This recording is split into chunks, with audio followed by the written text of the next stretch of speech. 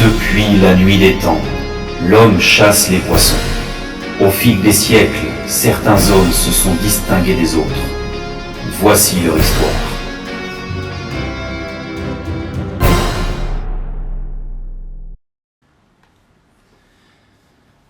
Yo yo yo yo. Yo les frérots, j'espère que vous allez bien. On se retrouve pour un nouvel épisode de Loup Direct avec un nouvel invité aujourd'hui. On va attendre que ça arrive gentiment. Bruno devrait pas tarder, je pense que je lui avais dit 17h. Donc dès qu'il est là, on va attaquer. J'espère que vous allez bien, j'espère que vous êtes en forme. Prenez un petit café, on se pose tranquille, on va discuter pêche, on va discuter vie, on va discuter un petit peu de tout. On a 1 heure, donc profitez bien. Non, Antoine, il va pas s'esquiver, il n'y a pas moyen. Il n'y a pas moyen. Il aime se faire attendre et c'est tout. Ah voilà, il est là, on va l'appeler. Alors, hop, Bruno, c'est...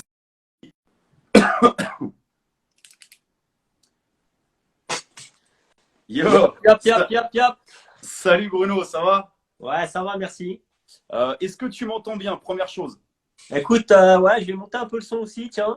Ouais, dis-moi si c'est bon. Ouais, pour moi, c'est royal. Eh ben, pour moi aussi. Pour vous les gars, dites-nous si c'est bon. Et puis comme ça, je peux attaquer avec Bruno. Donc déjà, Bruno, pareil, je te remercie pour avoir accepté. Super sympa. Ouais, il n'y a pas de problème, avec plaisir. On n'a pas grand-chose d'autre à faire en même temps, hein. Bah, c'est un peu compliqué en ce moment, quoi. Je te cache pas que on est tous un peu comme ça, quoi. Ouais. Alors, attends, c'est bon. Ok. Eh ben, écoute, Bruno, on attaque parce que 1 heure, ça passe vite, comme tu as pu le voir avec les autres.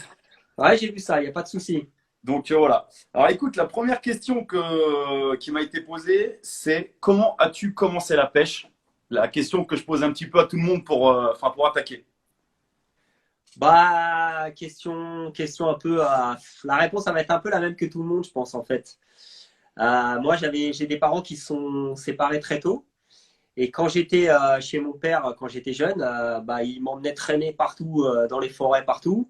Et puis, je me suis retrouvé avec une canne dans la main à pêcher les gardons, les tanches et tout ce qui passait au cou. Et puis, quelques années après, mon père est décédé. Et j'ai continué à avoir ce truc en moi. J'ai continué à pêcher au cou. Et puis après, bah, j'ai évolué. Un jour, ça devait être dans la fin des années 80, ou 90 ou 91 peut-être. Il y avait un petit étang à côté de chez moi. Et puis j'ai vu un espèce d'extraterrestre qui avait un support avec des cannes posées dessus. J'ai fait, c'est quoi ça? Moi, je pêchais comme un gitan. J'avais les cannes au cou scotchées sur le vélo, là, sur le BMX, je m'en rappelle. Et puis je partais dans les forêts pêcher le petit truc à côté de chez moi. Et puis bah voilà, j'ai discuté avec le vieux là qui pêchait. Et puis bah, c'est venu comme ça. Ils m'ont embarqué avec lui. Puis le virus est né comme ça, quoi. Enfin, le virus, tiens, c'est la bonne période pour en parler, quoi. Ouais, mais vaut mieux ce virus-là, quoi. Ouais, c'est clair. Ok, d'accord. Et donc, alors, parce qu'on m'a posé aussi cette question, c'est quel âge as-tu? Ah là là là, ça se dit pas ça, hein. Je pense, Bruno, qu'on est à peu près dans la même merde tous les deux. Donc, Ah, je sais pas, hein, parce que moi, je vais avoir 45 piges cette année, là, 46 piges cette année, là. ah ouais, donc non, ouais. Bruno est beaucoup plus vieux que moi, ok. Lui, effectivement, c'est le daron, quoi. Ok. Donc, 46. Ok, ouais. Donc, old school, quoi. ouais, bah ouais, ça fait un moment que je pêche la carpe, donc c'est vrai que j'ai suivi un peu l'évolution, tu vois, mais Ouais. voilà, moi, ce qui m'intéresse, tu vois, c'est en fait, je suis pas trop dans le ancienne génération, nouvelle génération. Moi, je suis un passionné. La pêche de la carpe, tu vois, je me suis entouré de plein de jeunes autour de moi pour la pêche et tout. Bien Dans sûr. notre équipe, il y a aussi des mecs de mon âge. Et en fait, voilà, ça se passe naturellement bien parce qu'on est tous assez intelligents et on fait pas de sectorisation, tu vois. Il y a Ouais. les jeunes, il y a les vieux. Les jeunes d'aujourd'hui, ceci. Les vieux, ils connaissent rien. Ils disent que c'était mieux avant. Non, on n'est pas comme ça. Grave. Moi, voilà, j'aime toutes les générations. Moi. Je respecte les anciens et Bien sûr. les nouveaux qui arrivent ou les gens de mon âge ou même un peu moins jeunes, tu vois. Il y a du talent partout à tous les étages. Bien sûr. Et chacun, enfin, comme tu dis, je pense à son petit truc à ramener et à sa petite spécialité ou son petit talent, tu vois. Ouais, bien sûr. La pêche de la carpe, elle appartient à aucune époque en fait. C'est ça. Chaque époque construit son histoire. Il y a les anciens qui ont construit les bases. Il y en a d'autres qui ont pris le relais. Aujourd'hui, ça construit le futur sûrement. Voilà, c'est comme ça. C'est comme dans toute passion. Il y a des générations. Quand, tu vois, moi, je suis fan de basket. J'ai joué très longtemps à un assez bon niveau. J'étais semi-pro. Bon, bah, il y a les pros LeBron James, tu vois, aujourd'hui. Et puis, il y a les pros Jordan de l'époque, tu vois. Bah, chacun sa génération et chacun marque son époque d'une façon ou d'une autre, en fait. Exactement. Je pense que ce qu'il faut, c'est savoir prendre la vague au bon moment, en fait. C'est ça qui fera la différence. Ouais, voilà, c'est ça, exactement. Ok. Du coup, on en arrive à la deuxième question qui, tu t'en doutes, devait être posée. C'est comment as-tu intégré la fameuse firme Corda? Écoute, il y a moi, ça fait à peu près 12 ou 13 ans que je suis chez Corda désormais. D'accord. À l'époque, la société était toute petite en France puisqu'elle venait d'arriver sur le marché français. Ouais. Et en fait, c'était à une époque où moi, je faisais mon premier film Carp en fait. Et je l'ai réalisé avec les deux amis de la société Atropa, qui existe encore aujourd'hui, mais qui a été une société assez phare dans le monde de la pêche. Et qui avait une technologie, enfin, qui sont fans de technologie. Et à l'époque, ils m'ont dit, Bruno, on va faire un truc extraordinaire. Il n'y a que Corda qui l'a fait. C'est une société anglaise. Elle n'est même pas implantée en France encore. On va faire un film avec des images subaquatiques. Donc, j'ai fait un petit film avec des images subaquatiques. Là, mon premier film que j'ai fait il y a très longtemps. Et puis, il s'est retrouvé dans les mains d'un gestionnaire d'étangs privés en France, un ami à moi, à qui je l'ai confié. C'était les étangs de l'Abbaye. D'accord. Et un an après, je me retrouve au bord de l'eau des étangs de l'Abbaye et derrière moi, il y a Danny Ferbras et Ali Hamidi dans une tente avec un QG à côté qui sont en train de filmer le Underwater numéro 2, je crois, ou 1 même peut-être. Oh putain. Et le gérant arrive, il me dit tiens, je te présente Bruno, tiens, je te donne son DVD, il pêche juste derrière, tu peux aller le voir, machin, ceci. Connexion comme ça. Et c'était juste à un moment où il commençait à s'implanter dans les magasins en France. Donc il y avait 3 salariés en Europe pour Corda. Il y avait un magasinier dans un entrepôt, un responsable de Corda Europe et un comptable. Et moi, ils m'ont demandé si je voulais pas m'occuper un peu de faire de la pub en France et tout. Donc voilà, ça a commencé comme ça. Ils m'ont donné du. Donc à l'époque, il n'y avait pas Facebook, il n'y avait pas Instagram, il n'y avait pas tout ça. C'était que les magazines. C'était que les magazines. Donc j'ai fait le relais avec les magazines pendant des années et j'ai pris l'épisode Facebook et puis après Instagram et puis réseaux sociaux. Et puis voilà, ça s'est monté comme ça. Progressivement, ça a monté, ça a pris et puis voilà quoi. Et ça en est aujourd'hui ce que ça en est la putain de grosse marque quoi. Ouais. Enfin une des grosses marques ouais. Ouais, c'est clair. C'est clair que ça a eu une explosion complète quoi. En quelques années, ça a explosé Corda grâce à un gros marketing, vous le savez, hein, mais aussi des produits de qualité, je pense quand même. Bien sûr. Non mais comme quoi c'est marrant que tu me dis ça parce que j'en parle souvent avec des petits jeunes et tout. C'est ce que je leur dis. Je dis tu sais parfois il suffit d'une personne pour changer soit tes projets, soit ta vie, tu vois. Et c'est ce qui s'est passé avec toi, tu vois. Tu pars dans quelque chose c'est pas du tout dans ton projet ni tout, et puis pam, d'un coup tu te retrouves dans un autre. C'est ça qui est super, je trouve. Ouais, tu sais, la vie, je pense dans tous les domaines, hein, la vie est faite de rencontres en fait. Bien sûr, et des opportunités. Tu rencontres des gens, ça accroche, ça match, tu développes des projets, que ce soit professionnellement parlant ou que ce soit dans ta passion, ou les deux maintenant pour moi. Voilà, je pense que c'est ça. Tu rencontres des personnes et ça te donne envie d'évoluer et de faire des choses sympas, quoi. Des gens qui te complètent, quoi. Exactement. Ok. Et du coup, question qui découle de la dernière, là, c'est quelle est ta place, du coup, chez Corda? Il y en a beaucoup qui m'ont demandé, mais du coup, Bruno, il gère quoi exactement, en fait? Est-ce que, voilà, c'est que le marketing? Est-ce qu'il est responsable? Tiens, on m'a demandé aussi de la chaîne YouTube qui vient récemment d'apparaître, etc. Alors en fait, il y a 2 départements vraiment distincts à Corda. Ouais. Donc il y a le département des ventes et il y a le département du marketing. Donc c'est intimement lié puisque le marketing influe sur les ventes. Mais on est une petite équipe. En France, on est 2 à travailler sur le marketing. Il y a moi et il y a Romain. Et on associe des pêcheurs, des vendeurs, donc comme Julien par exemple, qui vient compléter notre équipe marketing pour des projets. Ouais. Après, donc moi et Romain, alors Romain est responsable entièrement de tout ce qui est réalisation vidéo et montage vidéo. Et moi, je suis coordinateur marketing pour la France, responsable marketing pour la France. C'est-à-dire que je m'occupe des réseaux sociaux, de la promotion de toutes les choses qui se font chez Corda en France, de la relation avec les médias, de gérer le team, de gérer la coordination avec les collègues anglais, hollandais, allemands, parce qu'en fait, Corda, on a Corda UK et on a Corda Europe, qui est le siège de Corda Europe. Et donc, on a ce duo-là qui fonctionne ensemble et qui relaie autour de tous les pays. Donc, moi, je suis un peu le coordinateur de tout ça. Je m'occupe de la gestion du team, du développement des projets. Romain s'occupe plus de la réalisation du projet. Mais en réalité, ce qui fait la force de Corda, c'est pas qu'il y a des mecs qui pensent de leur côté et qui disent aux autres ce qu'ils doivent faire. En fait, c'est un groupe de personnes qui s'engueulent parfois, qui ont des désaccords parfois, mais qui au final sont toujours dans la même lignée, c'est-à-dire faire progresser et donner cette dimension de passionné et de passion à ce qu'on fait. Donc, avec Julien, avec Romain et avec tous les autres gars du team, on a plein de gens dans le team qui ne sont pas connus, ou moins connus, on va dire, parce qu'ils sont moins médiatisés, qui ont une connaissance et qui ont des compétences dans des domaines particuliers qui font que c'est un nombre de personnes qui s'embriquent et qui font que la société, elle tourne comme elle tourne aujourd'hui. Ouais, c'est vrai. Et ça, c'est exactement ce que disaient justement Julien et Romain sur le dernier live, après t'avoir critiqué. J'ai retenu, t'inquiète. On y vient après. Mais non, mais ouais, mais effectivement, enfin, c'est ce qu'il disait, c'était cette capacité de, oui, voilà, d'aller tous dans le même sens, effectivement.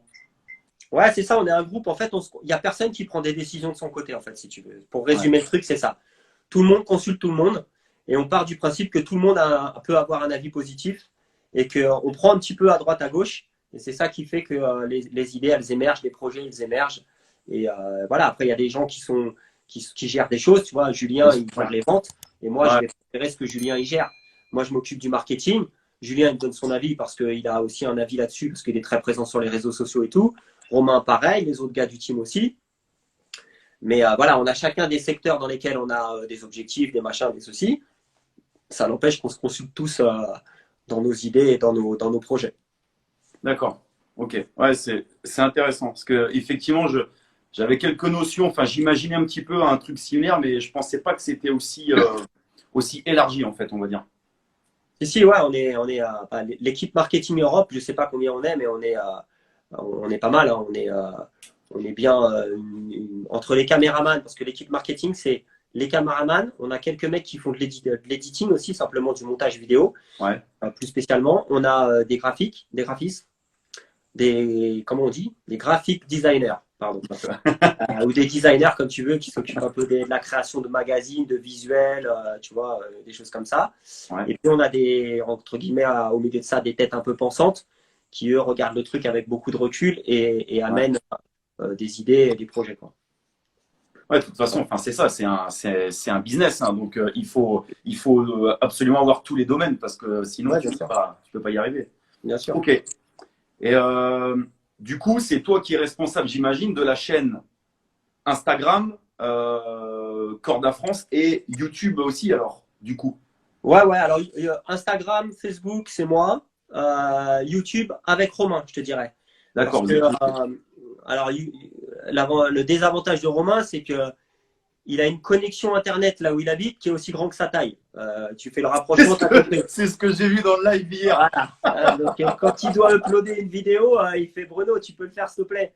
Non, mais concrètement, c'est vraiment. Alors, pour être très honnête, il fait plus de boulot que moi là-dessus. Moi, je m'occupe de toutes les descriptions des vidéos, etc., de mettre les mots-clés, de les répertorier. Lui, il s'occupe de faire les graphiques des visuels pour les annoncer. Moi, généralement, c'est moi qui les upload parce que j'ai une connexion rapide, j'habite en région parisienne, donc c'est plus simple. Voilà, c'est un travail ensemble. On est vraiment sur YouTube, on est à deux. D'accord, ok, donc deux, ok. Alors, les petites questions orange, comme tu peux voir, il n'y en a pas énormément, mais les questions orange, c'est les questions marrantes. Et tu te doutes, c'est certaines personnes qui me les ont posées, tu vois. Vas-y, je suis prêt. D'ailleurs, il y a Julien Blot qui dit l'autre, il tacle sur son physique. Alors, on me demande pourquoi te surnomme-t-on le dieu de la pêche? C'est de la merde, ça. Je sais pas, c'est qui a inventé ça. Le dieu du stade, je veux bien, regarde mon physique, mais le dieu de la pêche. Pas de dieu dans la pêche. Je sais pas. T'aurais dû leur demander pourquoi ils m'appellent Michel. Tiens, tout le monde m'appelle Michel. Je sais pas pourquoi. Et c'était la question d'après, c'est pourquoi est-ce qu'on t'appelle Michel? Eh ben, j'en sais rien. C'est un truc qui est venu naturellement parce qu'on est tout le temps en train de déconner, tu sais, dans notre équipe. Donc, quand on est au bord de l'eau, on fait que se vanner les uns et les autres. Et puis un jour, je sais pas, il y a un truc qui est sorti comme ça. Hey, Michel, qu'est-ce que tu fous? Et puis c'est resté en fait. Donc, tout le monde m'appelle Michel pour déconner, quoi. Mais il n'y a pas un truc particulier, quoi. Bah, pas à ma connaissance, peut-être les Bleus réagiront, peut-être qu'ils le savent mieux que moi, mais je ne m'en rappelle pas en fait, moi. Ok, d'accord, ok. Il n'y a rien à voir avec Jackie et Michel, en tout cas, si c'est ce que tu sous-entendais. Hein. Ouais, non, voilà, non, j'ai rien dit. Du coup, on en arrive à la fameuse question, c'est, il faudrait que tu arrives à me donner un défaut pour le lutin perfectionniste, l'homme qui porte des caleçons CR7, l'homme qui pêche des carangues, et puis Antoine. On parle de défauts d'abord pour commencer? Les défauts. Les défauts? Allez, je commence par Romain. Allez, ils ont un défaut, ils ont le même défaut, les frangins, en fait. C'est fort caractère. C'est une qualité et un défaut à la fois, d'accord?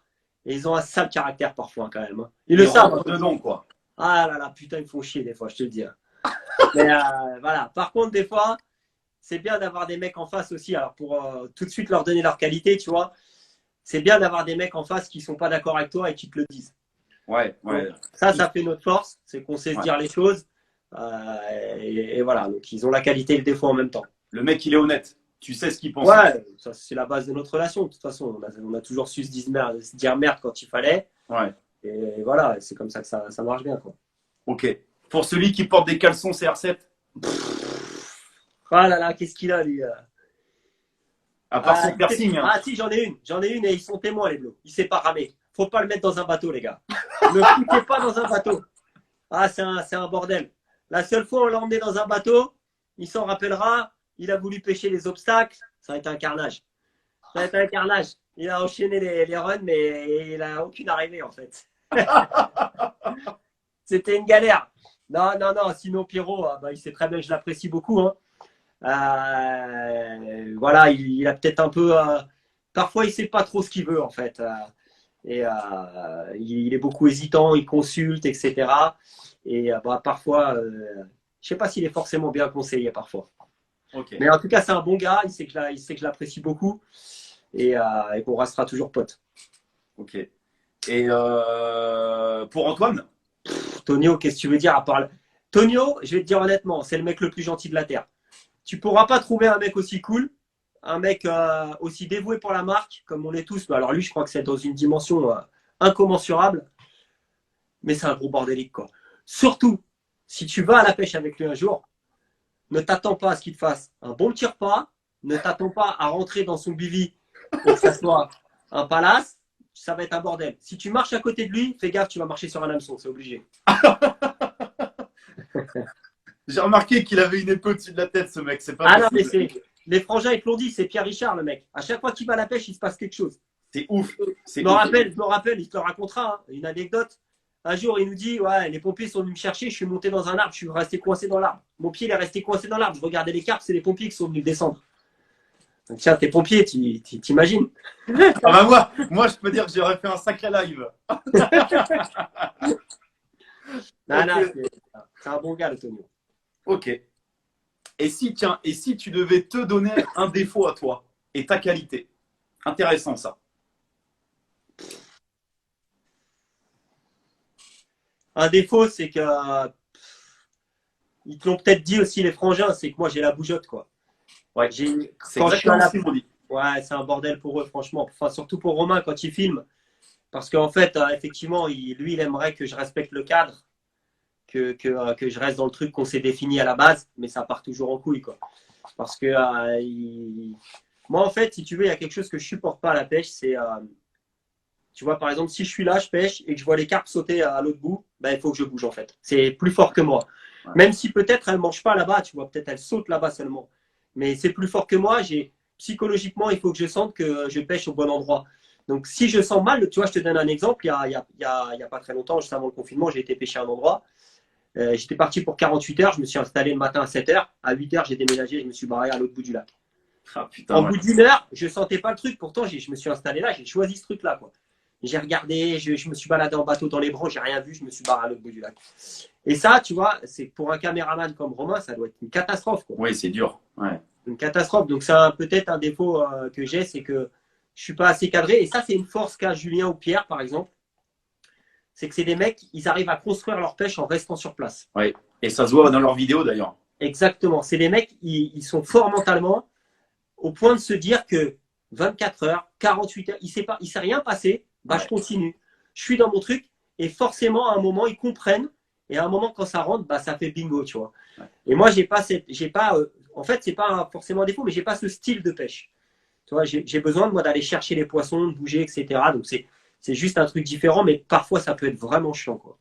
Ah ouais, non mais bah, tu as mis le doigt sur ça, c'est que c'est exactement ce qu'il m'avait dit. Il m'avait dit Bruno, c'est son défaut et sa qualité, un petit peu comme beaucoup de toute façon, mais il m'avait dit Bruno, le problème, c'est ça, et c'est Romain qui parlait, il dit lorsque tu vas filmer avec Bruno, si tu as le malheur, voilà, que le poisson ne soit pas à l'endroit où il a prévu, malgré que tu aies prévu un thème pour la vidéo, etc. et tout, le mec, ça va être plus fort que lui, il va tout planter et il va aller prendre les cartes qui sont à l'autre bout du truc. Et c'est exactement ce qu'il m'avait dit, ouais. Non, mais il a raison sur ça. On s'est déjà pris la tête plusieurs fois avec ça. Hein. Il le sait. Hein. Et moi, j'ai du mal avec ça, en fait. Bien sûr. Alors que c'est vrai que quand tu regardes une vidéo de Pierre, tu prends la vidéo où il est au prunet, c'est exactement ça. Le mec, 24 heures, rien, 48 heures, rien. Et le mec, il dit voilà, ça commence à être dur mentalement, mais j'ai confiance, ça va le faire. Et le mec, c'est vrai que et on le sait tous, pour ceux qui ont passé plusieurs jours au bord de l'eau, la pêche de la carpe, c'est mental aussi parfois. C'est très, très compliqué. Exactement. Et lui, il arrive à et c'est ça. C'est bien ça la différence qu'il y a entre, par exemple, tu vois, pour parler vraiment des gars du team, tu vois, avec Julien, c'est que lui, il a un très fort mental sur ce qu'il fait. Il a énormément confiance en ce qu'il fait et son approche. Et il est persuadé qu'à un moment, tu vois, les poissons, ils vont rentrer et il va les prendre. Tu vois. Donc, il est très confiant dans son approche. Mais par contre, il ne change pas d'approche. Il peut changer d'approche sur le poste où il est. Mais il va rarement avoir la bougeotte comme moi, tu vois, et aller se dire, j'ai pêché 5 heures là, s'il y avait un poisson, je devais le prendre. Il n'y en a pas, je me casse. Tu vois, ou je vais stalker là, ou je prends mon bateau, je vais pêcher en bateau. Enfin, on a deux styles différents. Bien sûr, mais de toute façon, oui. Et moi, j'ai pas cette force mentale de me dire, je vais construire ma pêche sur le même poste et je vais y rester, tu vois. Ça c'est du mal. Bon. Après, c'est peut-être aussi, il y a plein de raisons, tu vois. Moi, j'aime bien bouger, voir d'autres choses, prendre des photos dans un autre décor, etc. Il n'y a pas de bons pêcheurs ou mauvais pêcheurs. Bien sûr. Il y a juste des gens qui savent s'adapter à la situation qu'on leur propose, c'est tout. Hein. Ouais, de toute façon, c'est ça. Ouais, je suis complètement d'accord avec ça. Ouais. Ok. Une question ça tombe bien parce qu'en plus, étant donné que tu es, comme tu l'as dit, un petit peu l'un des grands gérants de Corda France, est-ce que Corda France est dépendant des Anglais en termes de choix et de décision, ou est-ce que tu es quand même libre avec les gars du team, comme tu me l'as dit, à faire un petit peu, alors pas ce que tu veux, mais quand même relativement libre? En fait, on a longtemps été vraiment avec un guide très clair des Anglais, des demandes, des projets qui sont similaires aux leurs, masterclass par exemple. Et puis, au fur et à mesure du temps, c'est développé une confiance parce qu'on a quelqu'un qui met en France, qui est Romain, qui met vraiment en valeur les choses et qui a un vrai talent pour produire des choses de qualité. Et en fait, les Anglais, ils ont besoin de ça, en fait. Ils ont besoin d'avoir quelqu'un en qui ils ont confiance et quelqu'un qui fait des choses dans la lignée. Alors, il y a des directives marketing, comment filmer, au niveau de peut-être du cadrage, du montage, de l'editing. Tu vois, je te donne un exemple, par exemple. Tu n'utilises pas les polices d'écriture que tu veux. D'accord. Les polices, elles sont les mêmes pour tout Corda. Ce que tu utilises Corda Europe doit être utilisé par Corda UK, Corda France, Corda Italie, Corda ça. Tu vois, c'est des guides très clairs. Ouais. Dany aussi nous donne des directives quand on filme. Par exemple, il est très axé sur le soin du poisson, le respect des règles, le no-kill, des choses comme ça. Donc ça, il nous dit, il y a des messages très clairs à faire passer. Donc ne faites pas ça. Ouais. Ça, il ne faut pas faire, c'est pas bien. Ça, il faut faire, ça, il faut faire, ça, il faut montrer qu'on est précis là-dessus. Donc on a des grandes directives comme ça. Par contre, aujourd'hui, on a acquis une certaine confiance de nos collègues qui fait que de toute façon, on a toujours été libre dans nos destinations.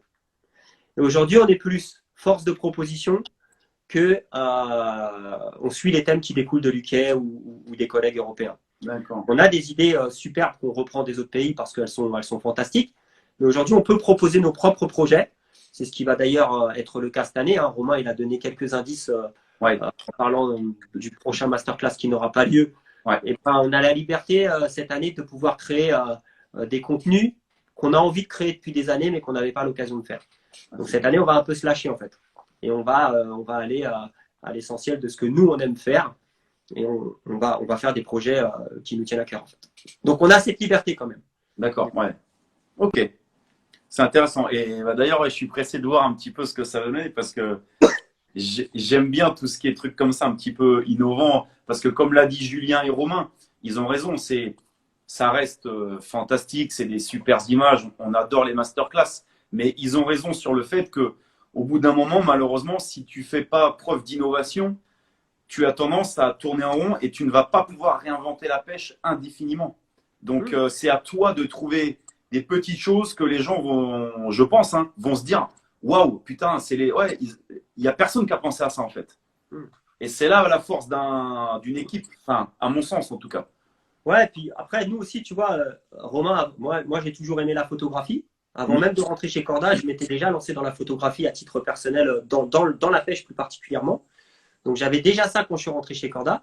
Romain, on a été le chercher parce qu'il avait cette touche vidéo, tu vois. Julien, il s'intéresse aussi à ça et plein d'autres gars du team aussi s'intéressent à ça.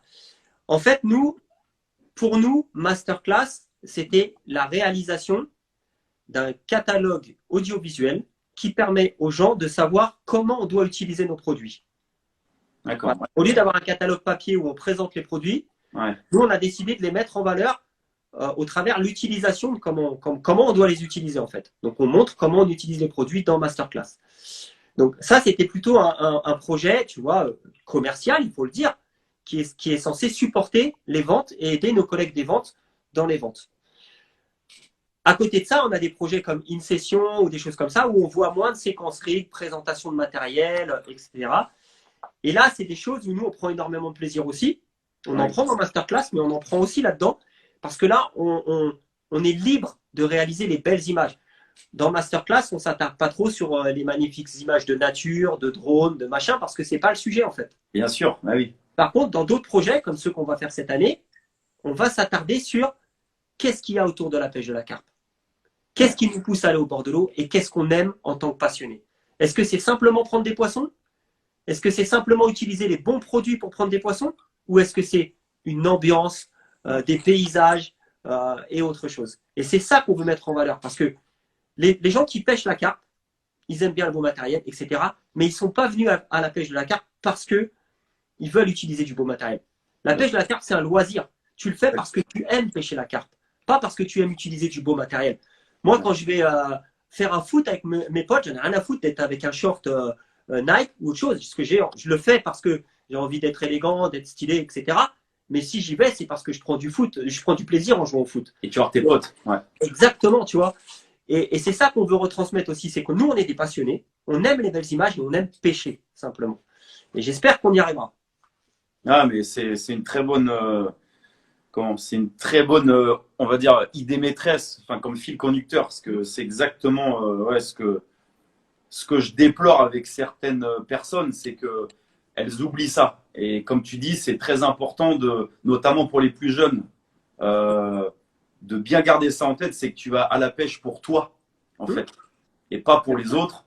Et c'est pour te vider la tête, pour des personnes qui ont peut-être des soucis, un travail stressant. Voilà, c'est ça la priorité. Le poisson, comme tu dis, ça, c'est la cerise sur le gâteau, enfin, on va dire. Tout à fait, ouais, mais c'est exactement ça. Pas faire des barbecues avec les potes au bord de Voilà. l'eau, passer un bon moment, rigoler. Ouais, C'est aussi ça la pêche, hein. Il faut pas se leurrer, hein. bien sûr. Ok. Euh, comment aider ta passion pour la photographie? Et deuxième partie de question, c'est t'arrive-t-il de partir à la pêche sans ton matériel photo ou est-ce que pour toi c'est totalement indissociable? C'est l'un ne va pas sans l'autre. Aujourd'hui, sincèrement, l'un va pas sans l'autre. Ah ouais. Et pas parce que je suis obligé de faire des contenus pour la marque que je représente. Rien à voir. Je me sens comme sans canne quand je pars à la pêche sans appareil photo. Ah ouais. Ah ouais, je sens que j'ai oublié quelque chose très clairement, quoi. J'ai besoin de l'avoir parce que bah, s'il y a une belle ambiance qui se décline, je sais pas, un beau paysage, une brume du matin ou quoi que ce soit, si j'ai pas mon appareil photo pour immortaliser ça, bah, je suis pas bien en fait. Ça va te faire chier. Je suis Ouais. pas bien, ouais. Et comment c'est venu? Bah en fait, si tu veux, bah en fait, aujourd'hui j'ai un style de pêche différent parce que j'ai des enfants, donc je pars moins des grandes sessions. Mm. Je pars des 48 heures, des 72 heures, ou parfois des journées simplement. Donc j'ai découvert un autre style de pêche. Même si quand là mes enfants commencent à grandir, je vais repartir un peu plus sur des longues sessions. Mais j'ai commencé la pêche de la carpe à partir. En fait, si tu veux, moi, parallèlement à Corda, je travaille toujours dans la fonction publique. J'ai deux boulots. J'ai jamais voulu Faire que de la pêche. abandonner mon vrai travail parce que c'est aussi une vocation pour moi. Je travaille auprès des jeunes. Donc quand j'étais plus jeune, j'avais pas d'enfants, pas de femme, etc. Chaque période de vacances scolaires, donc j'avais la chance d'avoir beaucoup de vacances, je partais 15 jours en Grand Lac. Ok. Je partais 15 jours à Cassien, 15 jours au Der, 15 jours dans les Landes, 15 jours sur des rivières. Et je partais 15 jours. Et c'est à cette période que je me suis pris pour la photographie. Je partais 15 jours. J'avais 18 ans, j'étais à Aureliana sur les plus grands lacs espagnols, etc. Et j'ai découvert à cet âge-là, où on est hypersensible, on est en plein développement, la nature en fait.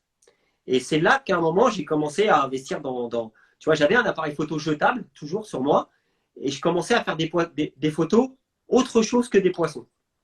Ouais. Un paysage, un coucher de soleil. Et petit à petit, c'est venu comme ça. Et j'ai acheté un premier numérique, je me rappelle, c'était un DSC Shot, Cybershot Sony à l'époque, qui faisait 4 millions de pixels, je crois, et c'était le summum de la technologie de l'époque. C'était le must. Et puis voilà, après, c'est resté. À chaque fois que je vais à la pêche, j'ai mon appareil photo et voilà, quoi. Ok.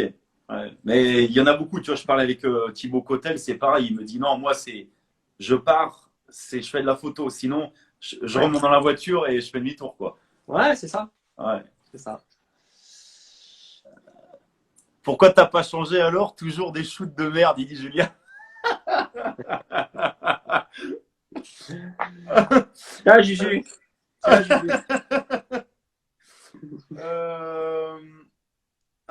Une bonne question, je pense qu'il va te faire réfléchir.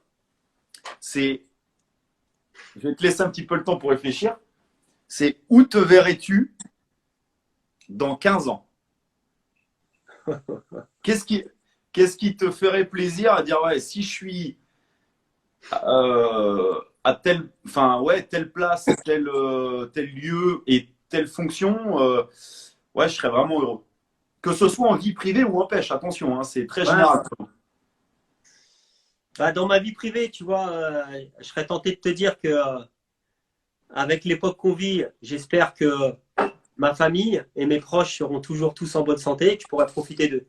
Donc rien que ça, tu vois, ça me fait réfléchir, tu vois. Dans l'époque où on vit, je me dis, j'espère que j'aurai tous mes proches et moi-même en bonne santé. Il y a tellement de merde qui traîne, que ce soit les maladies, les cancers, maintenant les virus ou tous les autres trucs, tu vois. Voilà. Comment je me vois dans 15 ans à titre personnel, je me dis, voilà, j'espère que tous mes proches seront en bonne santé. Professionnellement parlant, c'est difficile à dire parce que, comme tu l'as entendu tout à l'heure, j'ai quand même désormais un certain âge, même si je suis en pleine forme et que j'ai encore de nombreuses années à pêcher. Vous n'êtes pas super encore comme ça, les gars. Hein. Bien sûr. Pas parti encore. Hein.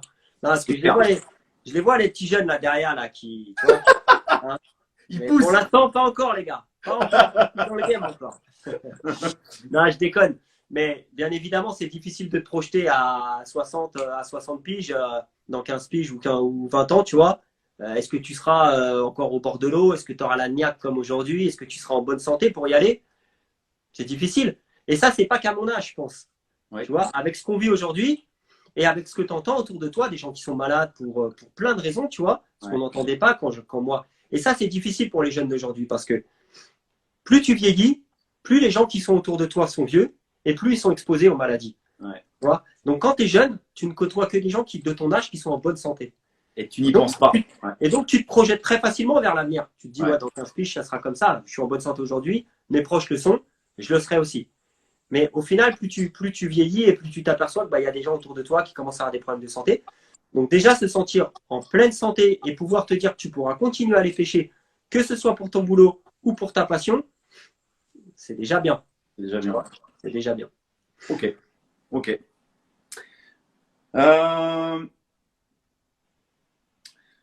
Petite question, c'est quels sont tes meilleurs souvenirs de pêche? Tout confondu. Parce que je sais que tu pêches un peu le carnassier aussi. Qu'est-ce qui t'a raconté cette connerie là? Je sais pas. Ah là, tu demanderas au blot là si je suis un bon carnassier. Moi, je mets un twist blanc sur une canne AliExpress. Au bout de 15 minutes, si j'ai rien fait, déjà si le leurre est encore vivant, au bout de 15 minutes, il n'a pas fini dans un arbre, c'est un exploit. Et au bout de 15 minutes, si j'ai rien fait, je pose la canne et je passe à autre chose. Donc non. Et tu me vois avec un brochet de temps en temps parce que j'ai eu la chance d'en prendre un, mais je suis absolument pas un adepte de la. Enfin, j'aime bien. Avec une perche aussi. Voilà, ça me détend, j'en fais parce que parfois dans certains lieux c'est pas compliqué d'en faire, tu vois. Je suis très très loin d'être un expert dans ce domaine-là. Okay. Donc non, je le fais comme ça. Après mes meilleurs souvenirs de pêche, j'en ai avec l'équipe. Ouais. Ces 10 dernières années, on a quand même vécu des moments assez forts, tu vois. Et le fait de voir l'équipe croître et de développer des nouveaux projets aujourd'hui, ça nous fait repenser aux premiers projets et à tout ce qu'on a vécu pendant ces projets. Donc ça j'en ai plein avec l'équipe. Hein. Les premiers masterclass où on partait à l'aventure et on ne savait pas ce qu'allait se passer, on ne savait même pas ce qu'on allait filmer, on ne savait même pas ce que ça allait rendre. Ouais. Donc, tu vois, faire un film d'1h30, c'était quand même quelque chose. C'est l'aventure. C'est pas faire un clip de 3 minutes où tu enchaînes les plans, une belle musique et c'est joli. Il faut un scénario, il faut réussir à retransmettre les émotions et tout ça, c'était compliqué. Quand tu vois les résultats finaux, tu te dis putain, c'est violent ce qu'on a réussi à faire et tu te remémores. Et puis après, j'ai aussi toute l'époque, un très fort moment de ma carrière de pêche, c'est toute l'époque Paris. Alors, on va y venir après, ça, ouais, justement. Mais vas-y, parce que ça va répondre à cette question. C'est. Ouais, si, vas-y, parle, je te la poserai après. Vas-y. Je ne vais pas trop développer, mais l'époque Paris. Si, vas-y. Voilà. L'époque Paris, tu vois, c'est. Bon, je vais en parler là. J'avais prévu de faire une petite vidéo chez moi là pendant le truc. Bon, maintenant le déconfinement arrive, je vais sûrement pas la faire. Donc Paris, c'est une énorme tranche de vie de ma carrière de pêcheur parce que j'étais un amoureux de la nature et je suis tombé dans Paris en regardant un article dans Carp Magazine en 93 ou 94 de Thomas Flauger qui pêchait avec une canne au carnassier, je crois, sous la Tour Eiffel et au Frolic et qui avait pris une petite commune, tu vois. Et le jour où j'ai vu ce truc-là, je me suis tout de suite. C'était dans l'époque où je rentrais dans la photo, tu vois, un petit peu. 94-95, j'avais 22 ans à peu près. Et là, je me dis, putain, il faut que je prenne une carpe sur la Tour Eiffel, peu importe la taille, j'ai envie d'avoir cette photo avec la Tour Eiffel, le plus beau monument du monde. Et puis, je me suis lancé dans ce truc-là. La Tour Eiffel, c'est à 1h15 aller de chez moi. Et dans ma tête, à l'époque, c'était la rivière, tu ne peux pas la pêcher sans la pré-amorcer. Ouais. Donc, j'étais parti amorcer 4 jours de suite. Donc, 2h30 de bagnole tous les soirs après le boulot.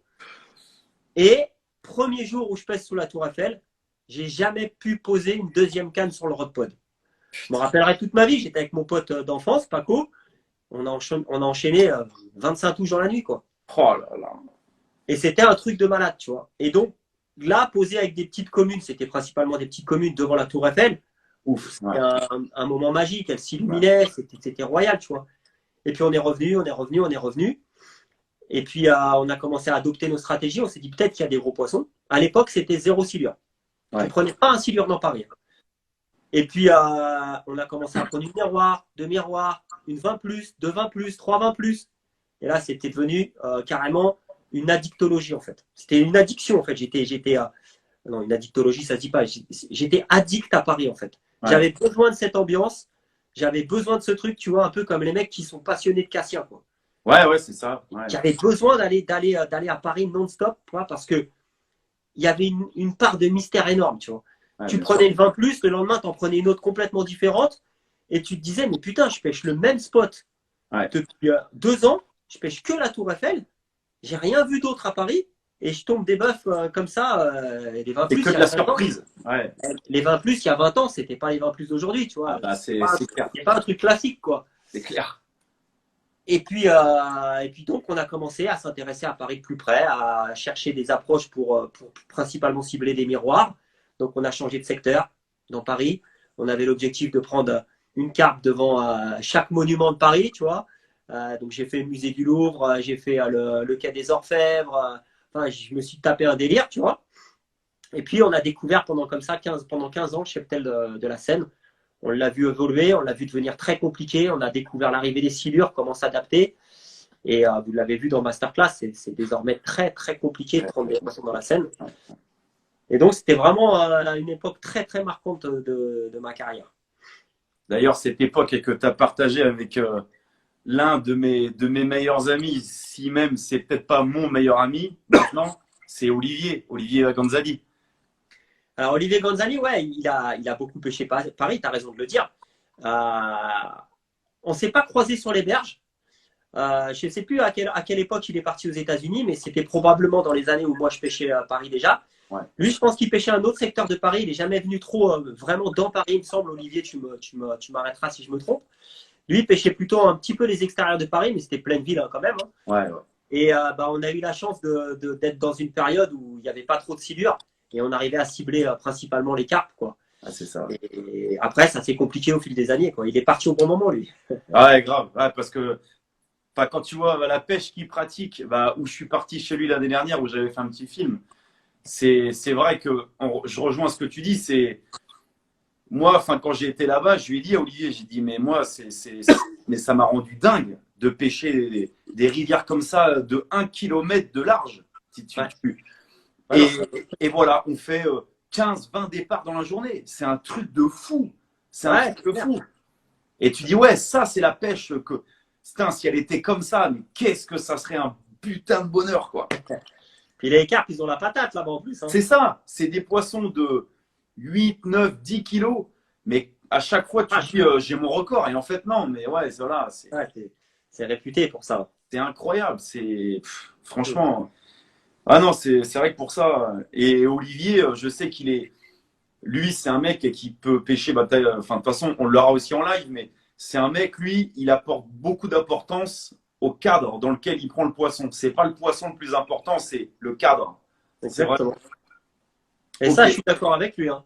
Ouais. Moi, tu vois, quand j'ai pêché Paris, c'est aussi ça qui m'a plu. C'est l'environnement, le cadre, les gens, la vie dans Paris la nuit. Tu dors pas de la nuit, hein. Concrètement, il le sait, il a fait Paris. Tu peux pas dormir la nuit. Hein. Ouais. Tu sors de là, tu es un peu fou. Mais c'est une ambiance tellement particulière et tellement vivante, tu vois, que les gens qui disent je pourrais jamais aller pêcher dans Paris. Tu vois, et ben moi, je respecte ça parce que je sais ce que c'est de pêcher dans la nature. Oui, bien sûr. Mais je peux te le dire, j'ai plein de potes qui pouvaient pas imaginer un jour pêcher en ville parce qu'ils pensaient insécurité, ils pensaient pas tranquillité, ils pensaient bagnole, bruit, etc. Les jours où je les emmenais à Paris, ils ont kiffé. Ah bah c'était terminé. Ouais, ça m'étonne pas. C'est terminé. Ils ont découvert un autre truc, quoi, tu vois. Bien sûr. Je pense que ça a contribué, tu vois, que ce soit Olivier, que ce soit Alexis. Oui. Parce que, attention, Alexis, très bon pêcheur sur Paris. Ouais. Spécialiste de Paris. Il a pris bien plus de poissons que moi dans Paris. On a longtemps pêché ensemble et on a toujours discuté de l'évolution des poissons à Paris.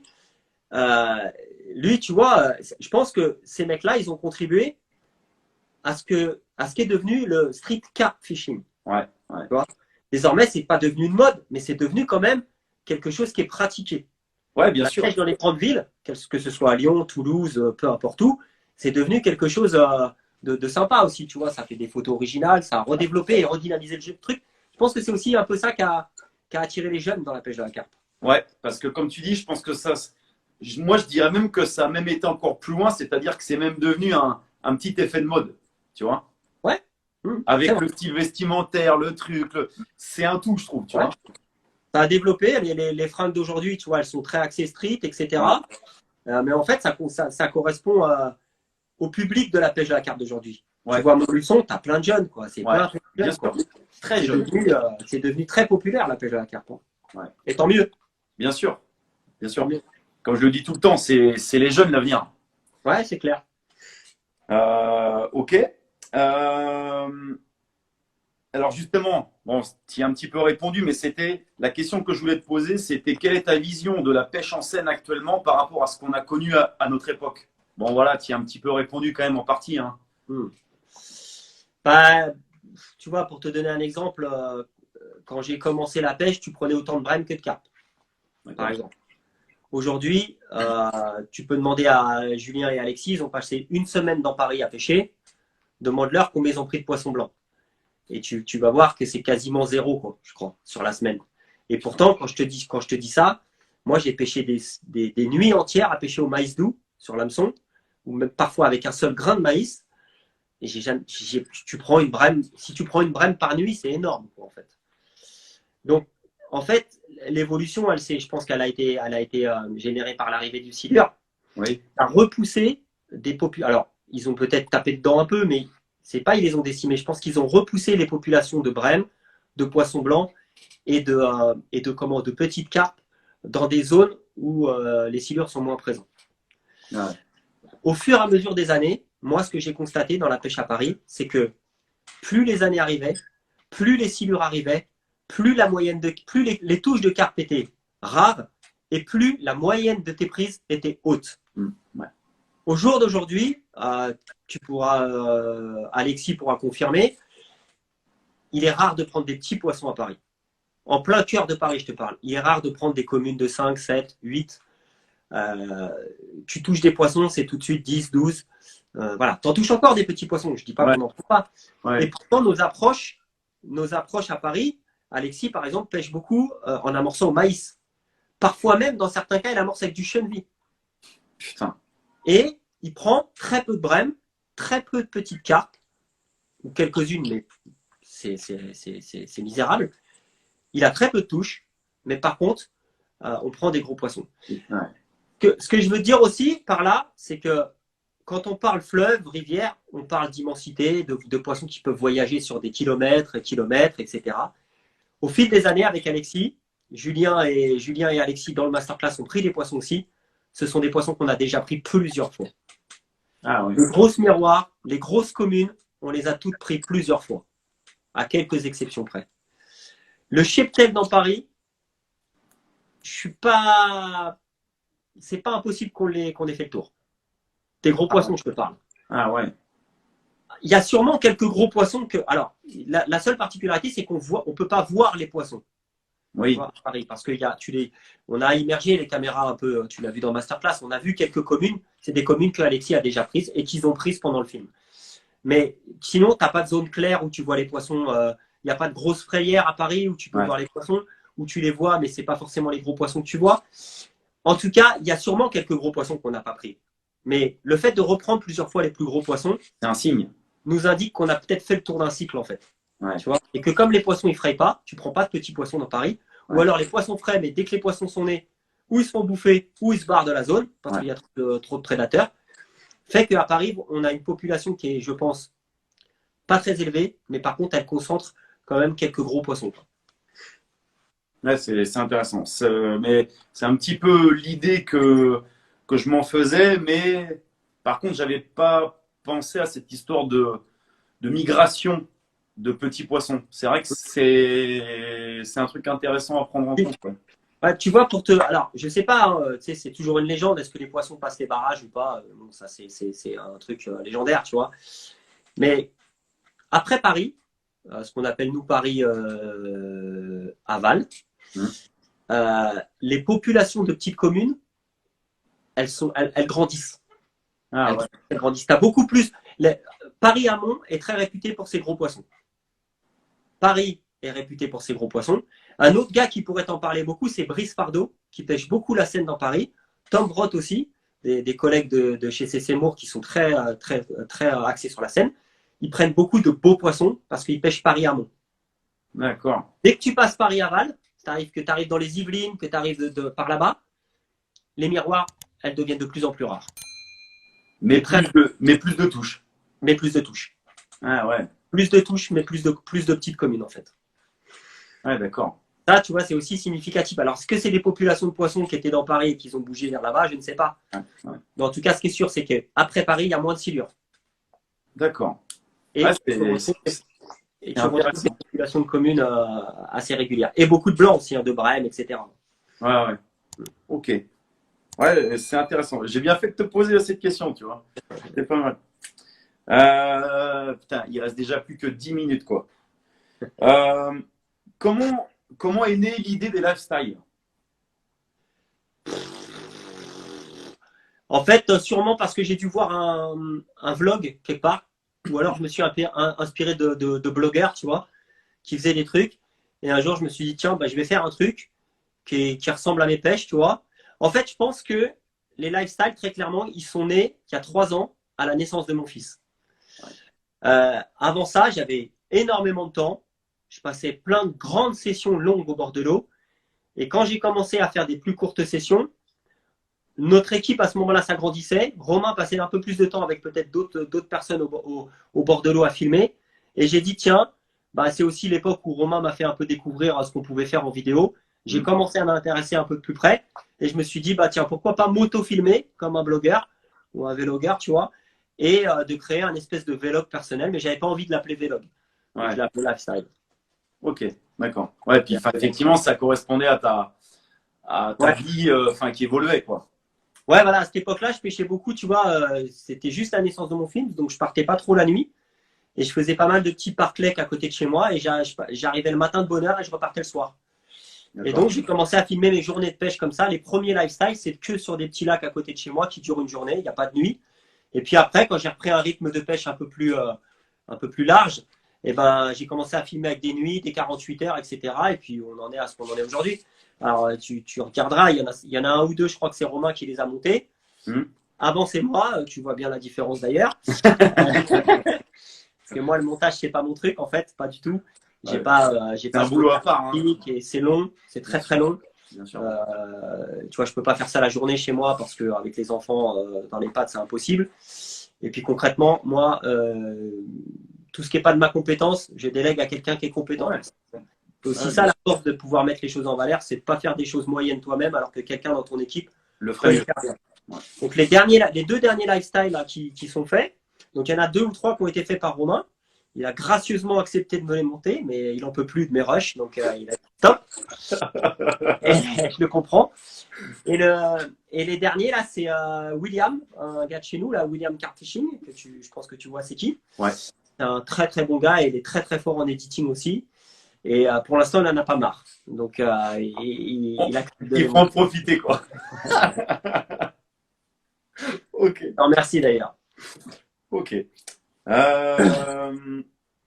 T'arrive-t-il de regarder des vidéos de pêche de la carpe autres, bien sûr, que celles de Corda? Très sincèrement, non. Non, je te le dis. D'une part, parce que j'ai très peu de temps, en fait. Ouais. Et j'ai toujours réfléchi comme ça. Plus tu regardes les choses, plus tu regardes ce que font les autres, plus inconsciemment tu t'en inspires. Ouais. J'ai jamais voulu, tu vois, pour te donner un ordre d'exemple, les têtes pensantes chez Corda, leur inspiration, ça ne vient absolument pas du monde de la pêche. Ouais. Ils regardent, au niveau du marketing, ils regardent Red Bull, Samsung, Apple. Oui, ce qui marche. Bah oui. Voilà. Les grosses industries qui dépensent énormément d'argent dans le marketing, c'est ça qu'ils regardent et c'est ça qui les inspire. Ouais. Moi, dans la pêche, j'ai pas la prétention de regarder ces marques-là, attention, hein, mais voilà, j'ai pas forcément le temps de regarder des autres projets. J'en regarde quand même quelques-uns pour l'aspect beauté. Je peux te donner un exemple. Les films de ESP qui sont réalisés par Jack Redd de Terry Hearn, etc. C'est Jack Redd, le caméraman, c'est un ancien de chez Corda et qui a un œil complètement déglingué, quoi. C'est magnifique ce qu'il fait, tu vois. Ouais. Ça, j'aime beaucoup. Il y a quelques films chez Thinking Angler, Sticky Pets aussi, je trouve qu'ils sont très très bien filmés. Après, je regarde pas. Franchement, que ce soit les projets français ou étrangers, je regarde pas. Ouais, tu Parce regardes pas. que j'ai pas le temps. Et puis, comme je te dis, j'ai pas envie de me dire, tiens, c'est joli ça, je vais faire la même chose. Ouais, J'ai ça pas va envie. pas. Ouais. Voilà. C'est pas innovant. Ouais, c'est pas innovant. Voilà. Ok. Attends, Attends, j'ai 1 minute. Attends, j'ai un truc à te faire. Hop. Je vais mettre le chrono. Hop. T'as 1 minute. Je vais te poser des questions simples. En fait, t'as juste à choisir l'une ou l'autre, quoi, tu vois. Genre, si je te dis vert ou bleu, bah, tu me dis vert ou bleu, quoi. Ok. Et je vais vert, si... Hein? Ça sera vert, hein, forcément. Bah voilà, bah normal. Normal.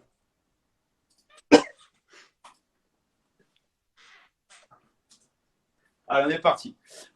Miroir ou commune?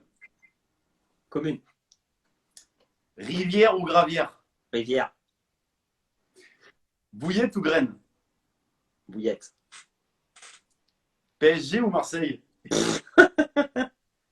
Marseille, 9-4 ou 9-3? ah, 9-3, bébé. Michael Jordan ou Kobe Bryant? Jordan. Ah, RIP pour Kobe, hein, mais Jordan quand même. Bien sûr. Rap US ou rap français? Rap US. Session longue ou session courte? Actuellement courte, mais je préférerais longue.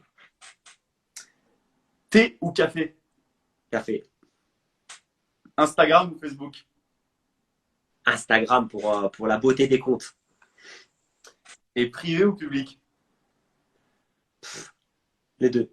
Les deux, ok. Je me mouille pas, je me mouille pas. Les Ok. deux. Et je termine avec Julien ou Romain? Putain, un blot. Pas mal. Eh, pile dans les temps. Pile dans les temps. Voilà. Pas mal, pas mal, pas mal. Je dis pas mal. Ok. Ok, il doit rester 1 minute 30. Je regarde si j'en ai une courte, mais je pense pas. Il y en a. C'est limité à 1 heure les lives. Ouais, c'est limité à 1 heure. Mais t'as vu, franchement, ça passe trop vite. Ouais. Il y a un abonné qui me disait: peux-tu battre Lou Pescadou en pompe? Ah non, sûrement pas. Je suis pas pompier, moi. J'en fais quelques-unes, mais même pas les blots, je les bats. Hein? Même pas les blots, je les bats. Même pas les blots. Ouais, il est 58. Ouais, Par contre, il y a eu un défi Pierre Meillard contre les blots à une époque. On a quelques vidéos qui doivent rester, je pense. Moi, je veux savoir ce qui s'est passé avec le projet Blair Witch.